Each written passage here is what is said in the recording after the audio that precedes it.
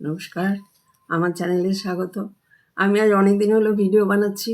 আপনারা বুঝতেই পেরেছেন আমি একজন ডায়ালিসিস পেশেন্ট, আর ওই জন্য ডায়ালিসিস নিয়েই আমি ভিডিওগুলো বানাই।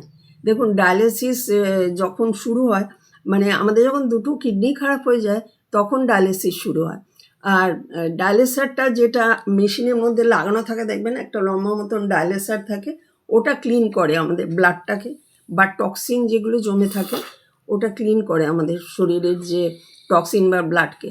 তো যত মানে ডায়ালিসিস, যদি আপনি মনে করলেন যে একবার ডায়ালিসিস নিলাম আমার ক্রিয়েটিনিন কমে যাবে, আমার শরীর ক্লিন হয়ে যাবে, এবার বোধহয় কিডনি কাজ করবে, তা কিন্তু হয় না। আমরা যতদিন বেঁচে থাকবো ততদিন আমাদেরকে কি করতে হবে না, ওই টক্সিনটা বা শরীরে যে জল জমা আছে ওটাকে বের করতেই হবে ডায়ালিসিস থ্রু দিয়ে। সেই জন্য কেউ ডায়ালিসিস একবার স্টার্ট হলে কেউ অবহেলা করবেন না। যেমন যেমন আপনার যদি সপ্তাহে 3 দিন থাকে, সপ্তাহে 2 দিন থাকে, আপনি অবশ্যই গিয়ে ডায়ালিসিসটা নেবেন, কেননা ডায়ালিসিসই একমাত্র কিডনি পেশেন্টকে বাঁচিয়ে রাখতে পারে। তাছাড়া কিন্তু কখনোই সম্ভব না। আপনার শরীর এত অসুস্থ হয়ে যাবে যদি আপনি গ্যাপ দেন, টক্সিন জমে যাবে, জল জমে যাবে, আপনার হার্টের প্রবলেম হয়ে যাবে, তখন মানে আরও আপনাকে নিয়ে বাড়ির সবার আরও প্রবলেম হয়ে যাবে।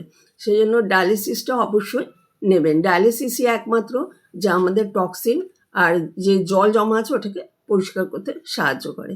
আশা করি বোঝাতে পেরেছি ডায়ালিসিস পেশেন্টদের। আর ভালো থাকুন, সবাই সুস্থ থাকুন। আজ এই পর্যন্ত রাখছি। ধন্যবাদ।